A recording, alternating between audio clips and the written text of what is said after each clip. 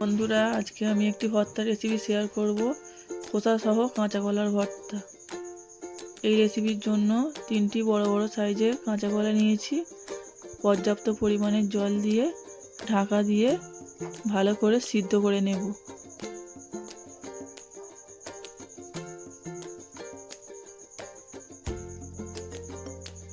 দেখুন, জলও শুকিয়ে এসছে, কলাও সিদ্ধ হয়ে গেছে।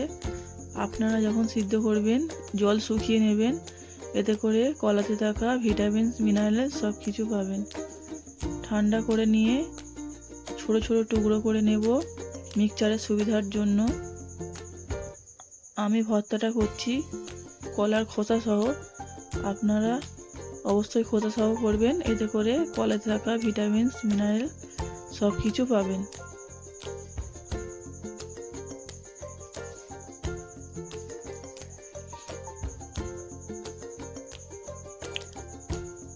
দেখুন, ছোট ছোট টুকরো করে নিয়েছি এইভাবে। এরপর মিক্সচারে আমি এটি মিহি পেস্ট করে নেব। আমি এটা মিক্সচারে করলাম, আপনারা সিলবাটা অথবা ভেজিটেবল গ্রেটে গ্রেট করে নিতে পারেন। কড়াইতে দিয়ে দিলাম সরিষার তেল।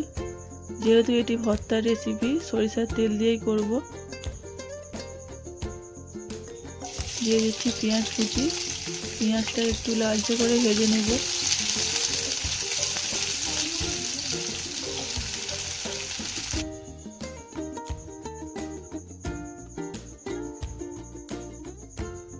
পেঁয়াজ লালচে হয়ে গেছে, এর মধ্যে দিয়ে দেব হাফ টেবিল চামচ পরিমাণে পাঁচফোড়ন।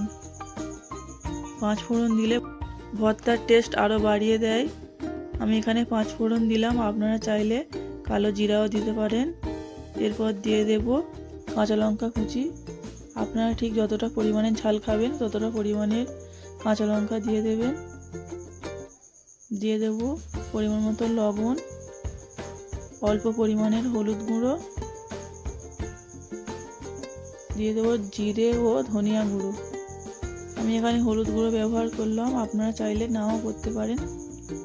এরপর মশলাগুলি ভালো করে ভেজে নেব।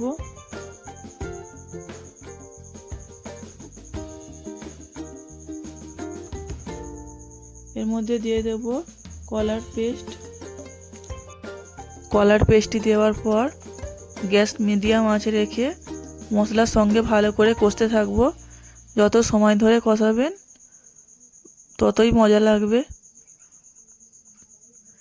এই রেসিপিটি বাড়িতে এখনও যারা ট্রাই করেনি অবশ্যই ট্রাই করবেন।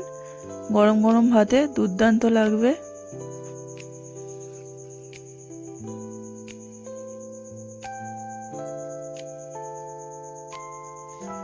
দেখুন, ভর্তা আমার প্রায় রেডি হয়ে এসছে।